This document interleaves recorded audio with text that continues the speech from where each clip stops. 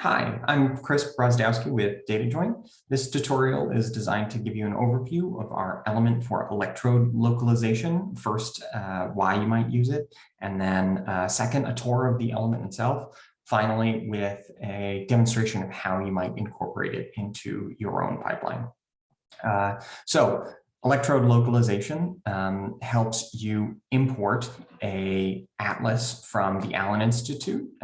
Today we'll be using the common coordinate framework for mice. The Allen Institute has a number of different atlases, but for our purposes, we'll be focusing on the 100 nanometer voxel version of the mouse atlas. I'll put these links in the description so that you can read more from the Allen Institute and explore those atlases, as well as download the files you would need to get this element up and running.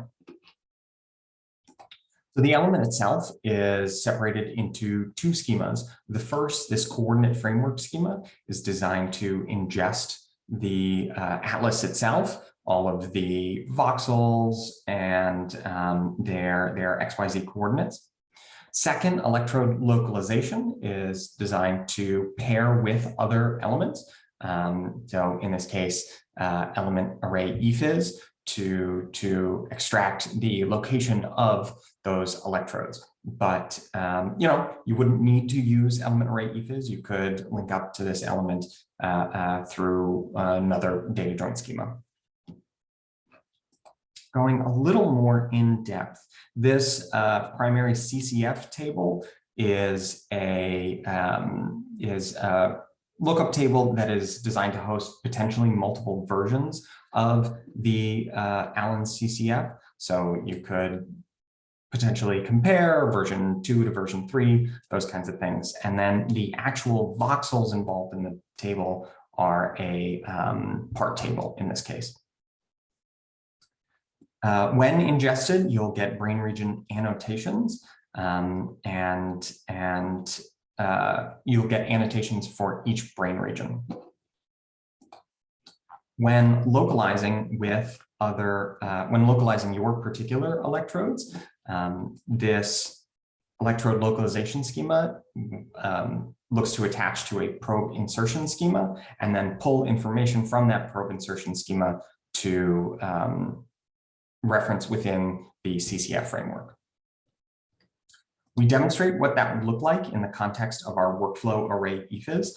In particular, this notebook electrode localization at the end of our notebook subfolder. If you've watched any of the other tutorials, you'll know that you need to first move up from the notebook directory in order to reference your DJ local config file. For more information about that, I recommend taking a look at our quick start, and in particular, this configure notebook. This notebook itself takes a little bit of time to load. These could be big atlases. Depending on your particular machine, it might take up to as much as 20 minutes to load the coarsest version of the atlas, this 100 nanometer version. But once you do, you'll directly populate each of these tables just by importing the coordinate framework schema into your Python namespace.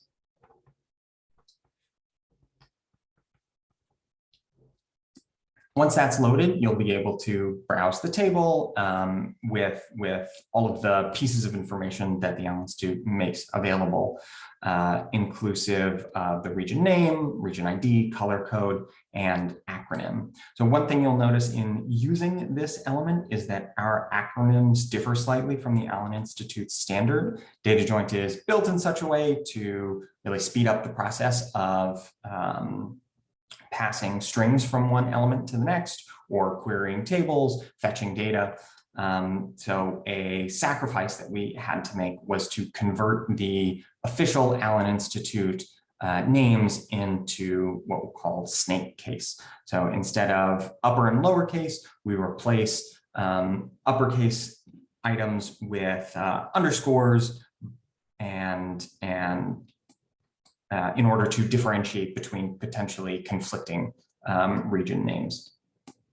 This notebook gives the comparison of central thalamus versus cranial nerves, while the Allen Institute's acronyms are capital CM and then lowercase cm, to see what those acronyms would be within the snake case DataJoint element. You can use this retrieve acronym function to get the result after we passed through snake case. With that, we can retrieve, just passing the resulting acronym as a variable, we can retrieve a subset of this very large table of voxels. And so if we're looking at the central thalamus here, we see it's about 5,000 unique voxels, even in this 100 nanometer reference frame. And we can get basic information about the XYZ extent, min, max of this particular region. To take electrode information in this framework and pair it with electrodes in your DataJoint pipeline, again, we'll be importing the relevant schema into our namespace. So from workflow array eviz localization, import this electrode localization schema as ELog, an acronym. This shows you how those things are paired. So I'm calling a DJ diagram of both ELog and then the CCF framework or CCF schema, as well as the tables that they're attached to. For more information on how to read these tables, I'd recommend watching our quick start guide on the quick start guide for the pieces of information that are relevant when reading these diagrams. What we can see here, though, is that this ELog schema takes information from the probe insertion data and does some calculations to sync that up with a position information from the CCF schema. Because probes may not be fully inserted in the course of an experiment, there may be electrodes at the proximal end of the probe that lie outside the brain. In this case, the element is going to throw just info, logging info to say, integrity error, this is not a valid voxel in the brain.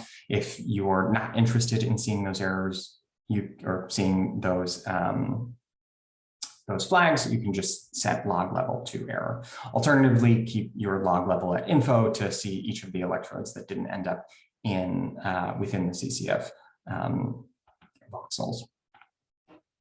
So by calling the make function within the electrode position table, we can then pair each of our electrodes for a given session in element array ephys with the CCF notations.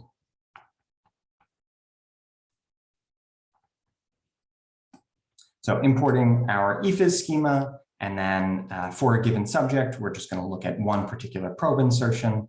And we'll see that for this subject, we have over 370 different probes and their associated regions. To just take a cursory look at this wealth of data we have, I took every 38th probe so that we would just get a spit out of a handful of them. And then this is just a simple function to loop through and print out both the region and the full region name, accounting for the translation between the Allen Institute's acronyms and DataJoint's snake case. So electrode 0 has these coordinates in the primary auditory area, and then we can loop through to see each, potentially giving a sense of how this probe was inserted. All right, that's the quick version of how to integrate electrode localization into a broader DataJoint pipeline. I'll include links in the description to each of these materials. Please feel free to ask questions. I'll get to them as quick as I can.